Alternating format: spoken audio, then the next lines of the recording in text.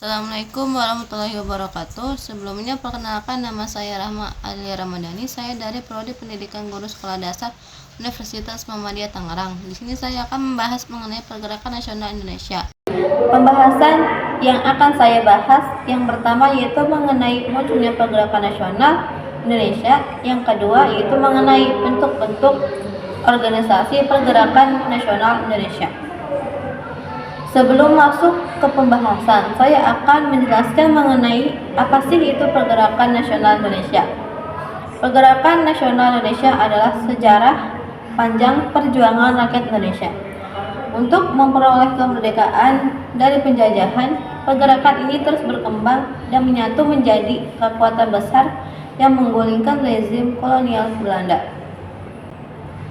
Selanjutnya, saya akan masuk ke pembahasan yang pertama, yaitu mengenai munculnya Pergerakan Nasional Indonesia. Latar belakang Pergerakan Nasional Indonesia tidak terlepas dari peristiwa-peristiwa yang ada di Asia seperti kemenangan Jepang atau Rusia pada tahun 1945, meningkatnya pendidikan rakyat, terbitnya surat kabar sebagai media komunikasi, serta adanya paham baru yang masuk ke Indonesia yang mempercepat tumbuh dan berkembangnya nasionalisme di Indonesia. Ada beberapa yang melatar belakangi Pergerakan Nasional Indonesia, yaitu yang pertama, pengaruh pendidikan. Adanya trilogi Van Deventer, khususnya dalam bidang edukasi, ternyata membawa pengaruh lahirnya sekolah bagi rakyat Indonesia. Meskipun pada kenyataannya sekolah diperuntukkan untuk anak-anak penjajah, akan tetapi rakyat pribumi juga mendapatkan bagian dari usaha pendidikan tersebut. Sekolah yang diselenggarakan bagi rakyat pribumi digunakan untuk menghasilkan lulusan rendah dan diangkat menjadi pegawai rendahan. Namun dalam perkembangannya, sekolah yang dianggap menghasilkan pendidikan kelas rendah bagi pribumi juga dapat menghasilkan dan mencetak paham yang seperti pandai yang pada saatnya akan melahirkan kaum pelopor Pergerakan Nasional seperti Dr. Wahidin Sudirohusodo. Selanjutnya yang kedua itu diskriminasi. Perbedaan perlakuan yang dijalankan oleh penjajah terhadap rakyat membuat status sosial rakyat semakin terpuruk. Rakyat pribumi ditempatkan pada golongan terbawah, sedangkan penjajah ditempatkan di golongan atas. Sadar akan perlakuan ini, para pemuda berangkat ke luar negeri untuk menganyam pendidikan dan belajar pengaruh ide-ide dari negara barat.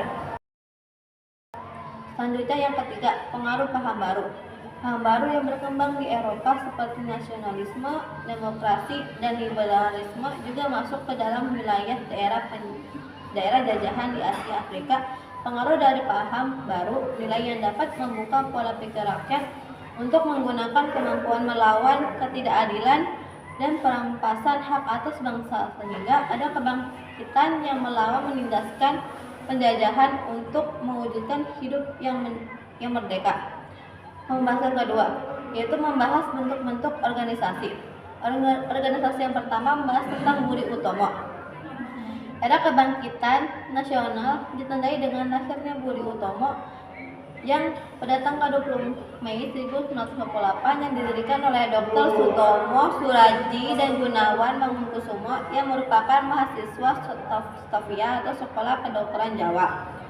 Sedangkan perintis dari Budi Utomo adalah Dr. Wahidin Sudirohusodo yang mendirikan studi funds atau dana pelajar guna membiayai pelajar yang tidak mampu.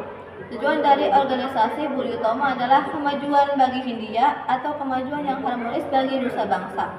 Tujuan tersebut akan dicapai melalui usaha antara lain memajukan pendidikan, teknik industri, pertanian, peternakan, dan perdagangan, serta menghidupkan kembali kebudayaan sendiri. Pada tanggal 5 Oktober 1908, Budi Utomo mengadakan kongres di Yogyakarta dan menghasilkan rumusan sebagai berikut. Budi Utomo tidak berpolitik. Kegiatan Budi Utomo ditujukan pada bidang sosial, budaya, dan pendidikan. Ruang gerak Budi Utomo terbatas pada Jawa dan Madura. Tirto Kusumo, Bupati Karanganyar, dipilih sebagai Ketua Budi Utomo Pusat. Yang kedua, Sarekat Islam. Pada tahun 1911 di Laweyan, Solo telah berdiri organisasi Sarekat Dagang Islam dengan diketuai oleh Samanhudi. Latar belakang berdirinya SDI karena ingin menyaingi pedagang-pedagang Cina. Hal tersebut yang mendorong banyak orang untuk menjadi anggota dari SDI. Dari tujuan utama yang ingin menyaingi pedagang-pedagang Cina, pada akhirnya selain memajukan perdagangan, SDI juga ingin memajukan agama Islam. Oleh karena itu, atas anjuran Haji Omar Said Cokro Aminoto, nama SDI diubah menjadi Sarekat Islam pada tahun 1912.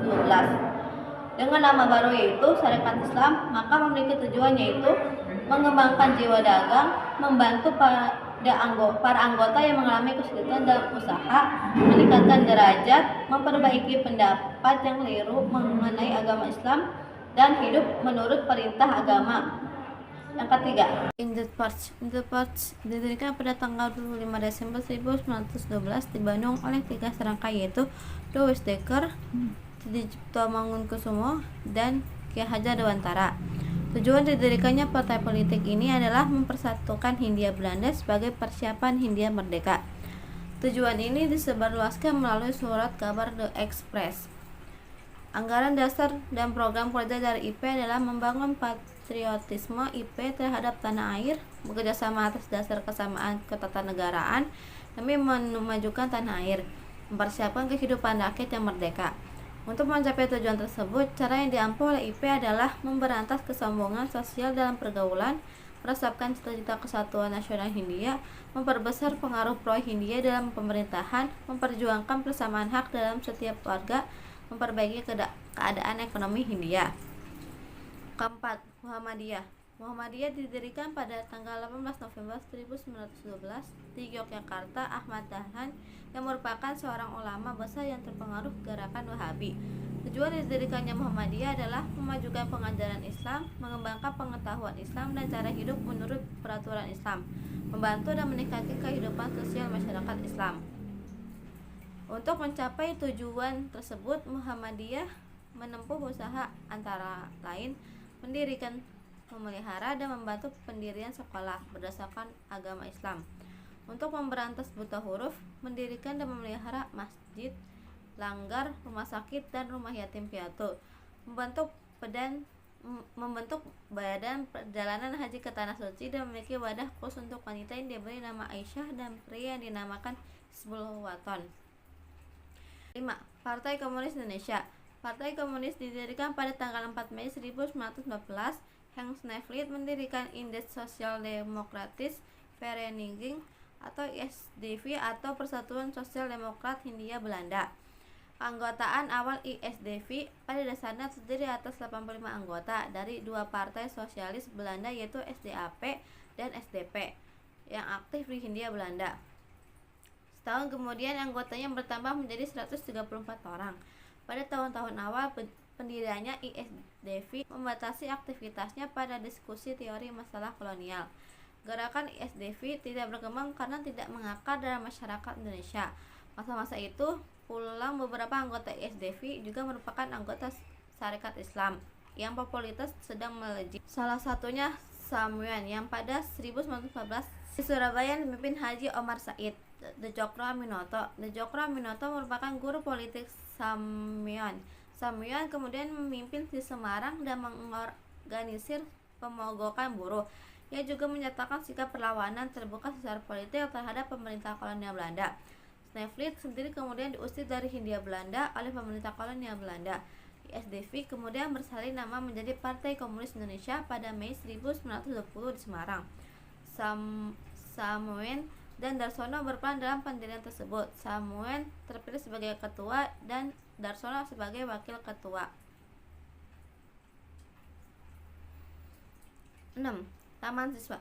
Taman Siswa merupakan lembaga pendidikan nasional yang didirikan Soehardi atau Ki Hajar Dewantara di Yogyakarta pada tanggal 3 Mei 1922. Lembaga ini bertujuan untuk menyesuaikan sistem pendidikan dengan kebudayaan Indonesia.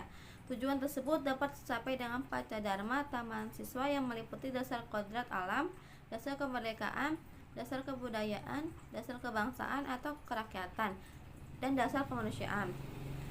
7. Partai Nasional Indonesia.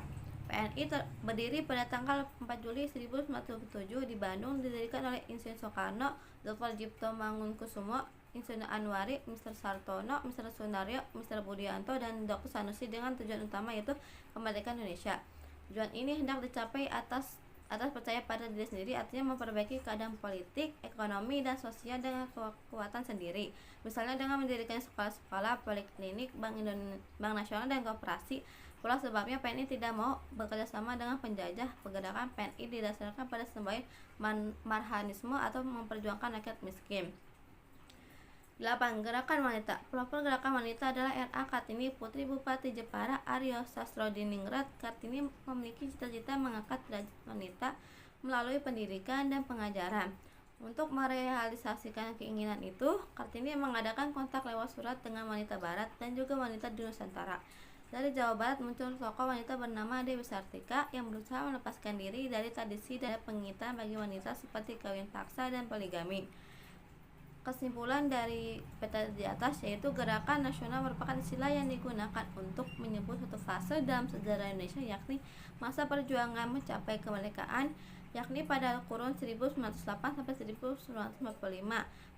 Pergerakan yang dilakukan untuk menentang kaum penjajah sebelum tahun ini masih bersifat kedaerahan atau sebatas masing-masing memperjuangkan kelompoknya masing-masing.